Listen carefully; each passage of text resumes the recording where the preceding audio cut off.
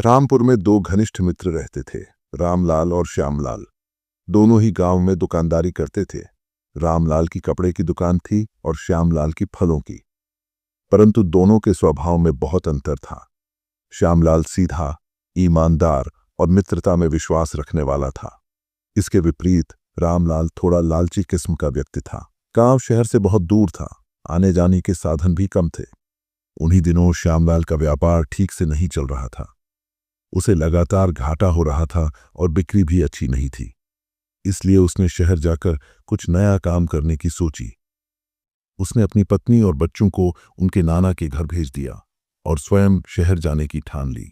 श्यामलाल के पास पूर्वजों की धरोहर एक चांदी की ईंट थी। उसे डर था कि अगर यह ईंट बंद मकान में रखी रही तो चोर इसे चुरा सकते हैं।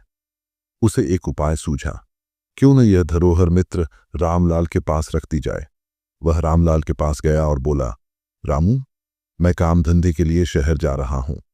1-2 साल में लौटूंगा, तब तक मेरी यह अमानत चांदी की ईंट तुम्हारे पास रख रहा हूं। इसका ख्याल रखना, मैं लौट कर ले लूंगा। चांदी की ईंट देखकर रामलाल की आंखों में चमक आ गई।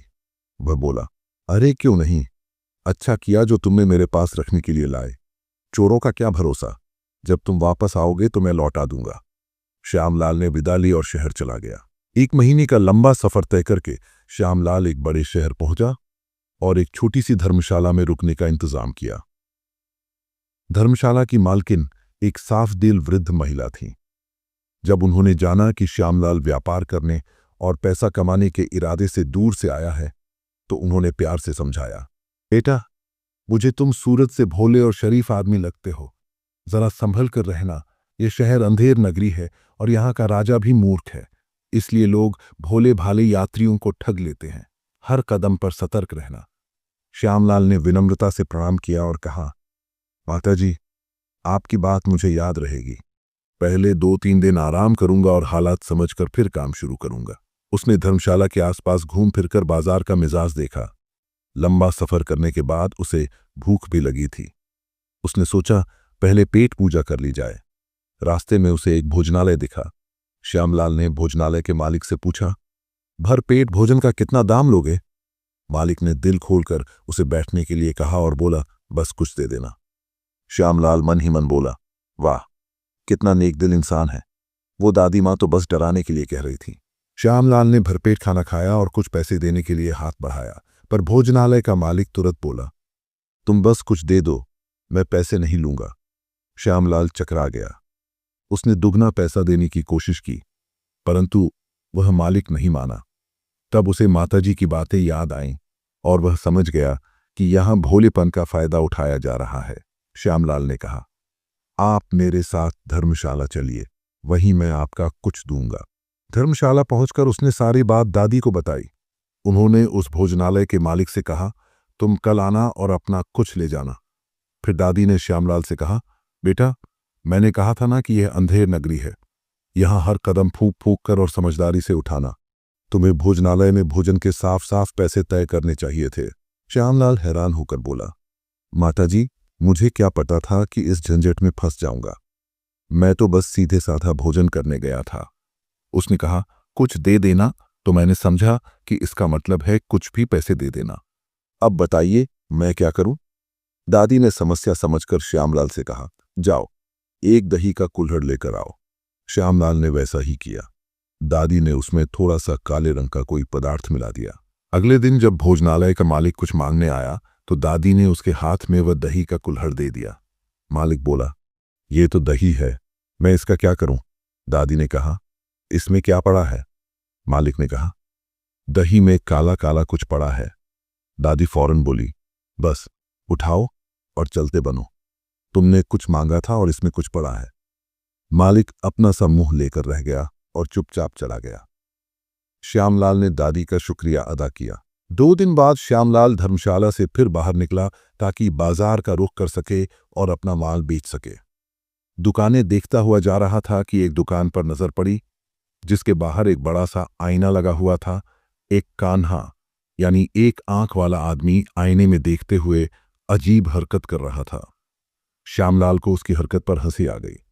बस फिर क्या था, कान्हा श्यामलाल को देखकर चिल्लाने लगा, मेरी आंख, इसने मेरी आंख चुरा ली। उसने श्यामलाल पर आरोप लगाया कि उसने उसकी आंख चुराई है। भीड़ इकट्ठी हुई और श्यामलाल को उसकी आंख लौटाने को कहने लगी। मरता क्या न करता। श्यामलाल उस काने को लेकर वृद्ध दादी के पास पहुंचा और सारा किस्सा बयान किया। वृद्ध दादी ने कान्हा से कहा, तुम कल सुबह आकर अपनी आंख ले जाना। कान्हा चला गया तो श्यामलाल ने कहा, माताजी, मुझे कुछ मत कहिए, मेरा कसूर इतना था कि मुझे हंसी आ गई। वृद्ध दादी बोली, बेटा, अब जो भी हुआ इस किस्से को निपटाना है। उन्होंने श्यामलाल से कहा, कसाई के पास जाओ और कुछ बकरी की आंखें ले आओ। श्यामलाल तुरंत आंखें ले आया और उन्हें धोकर सुखा लिया। अगले दिन जब आंख मांगने वाला ठग वापस आया तो दादी ने श्यामलाल को इशारा किया। उसने वे बकरी की आंखें दिखाकर कहा, मेरे पास तो कई लोगों की आंखें पड़ी हैं, अपनी पहचान कर लो। वो कान्हा जो उसे ठगने के चक्कर में था, ऐसे जवाब की उम्मीद नहीं कर रहा था। अपना सा मोह लेकर वह वापस लौट गया। श्यामलाल ने वृद्ध दादी को एक बार फिर धन्यवाद किया। दादी ने श्यामलाल को सिखाया, बेटा, शहर में रहना हो तो काम से काम रखो, हर बात पर आंख मूंद कर भरोसा मत करो। कुछ लोगों के आगे गूंगा, बहरा और अंधा बन जाना ही समझदारी है। श्यामलाल ने उनकी बात दिल से ली। उसने न केवल नप तौलकर शब्दों का जवाब देना सीखा, बल्कि लोगों के व्यवहार को परखना भी आ गया। धीरे धीरे उसने बाजार की चाल समझ ली और अपने सामान की छोटी छोटी खरीद बिक्री शुरू कर दी। धीरे धीरे नेक श्यामलाल के धंधे में लाभ आने लगा। उसने ईमानदारी और बुद्धिमानी से काम किया, जल्दी कमाई के आसान रास्तों की बजाय निरंतर मेहनत अपनाई। कई महीने गुजर गए। श्यामलाल ने सावधानी से अपना व्यापार बढ़ाया। जो कुछ कमाया वह जमा करता गया और माताजी की सिखाई हुई चतुराइयों से कई बार धांधली से बच निकला। अंत में उसने अपनी सारी कमाई संजोली, माताजी का धन्यवाद दिया और अपने गांव लौटने की ठानी। 1.5 वर्ष बाद श्यामलाल शहर से अच्छा खासा धन कमाकर वापस लौटा। बैलगाड़ियों में ढेर सारा सामान भी साथ था। वह अपने मित्र रामलाल की दुकान पर पहुंचा। दोनों ने अभिवादन किया। रामलाल बोला, लगता है शामू भाई शहर से खूब माल कमा लाए हो। श्यामलाल मुस्कुराकर बोला, हाँ भाई, कमाई तो बहुत की है। अच्छा, अब मेरी अमानत लौटा दो। अमानत? कौन सी अमानत? रामलाल ने आंखें तरेरते हुए पूछा। अरे मित्र, वही चांदी की ईंट जो मैं तुम्हारे पास रख गया था, श्यामलाल ने धड़कते दिल से कहा। रामलाल ने नजरें चुराते हुए जवाब दिया, अच्छा, वह चांदी की ईंट। हुआ यूं कि तुम्हारे उस ईंट को तो चूहे कुतर गए। श्यामलाल मुस्कुराया। वो समझ गया कि उसका मित्र बेईमानी कर रहा है।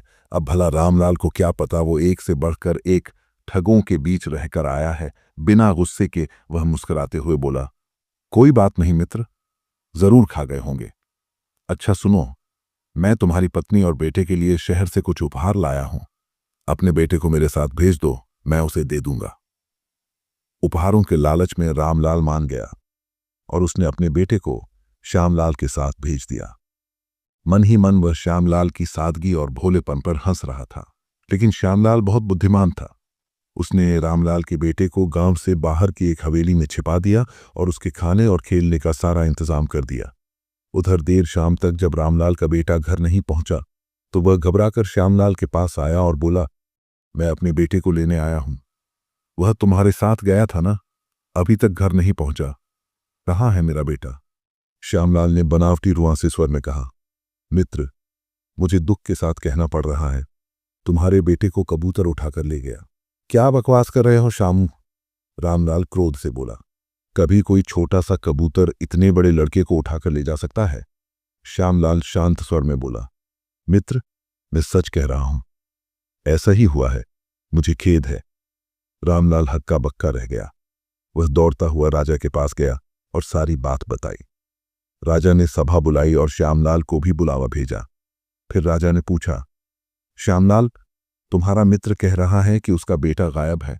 कैसे एक छोटा सा पक्षी इतने बड़े लड़के को उठा सकता है?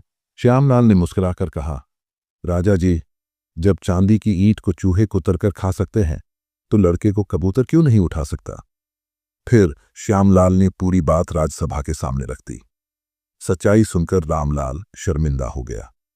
वह दौड़कर घर से श्यामलाल की चांदी की ईंट लेकर आया और राजा अब श्यामलाल से माफी मांगी। श्यामलाल भी हवेली से रामलाल के बेटे को लेकर आया और उसे सुरक्षित पिता को सौंप दिया। राजा के सामने रामलाल शर्म से सिर झुकाए खड़ा था और सभी गांव वाले श्यामलाल की बुद्धि की प्रशंसा करते हुए कह रहे थे, सच्चा मित्र वही है जो ईमानदारी और बुद्धिमानी दोनों में खरा उतरता है। ये कहानी हमें सिखाती है कि ईमानदारी के साथ साथ समय पर चतुराई और सूझबूझ का प्रयोग करना भी जरूरी है। दूसरों पर आंख मूंद कर भरोसा करना हमेशा सही नहीं होता। ऐसी और रोचक कथा सुनने के लिए बने रहिए हमारे साथ और हमसे जुड़े रहने के लिए लाइक शेयर सब्सक्राइब कीजिए।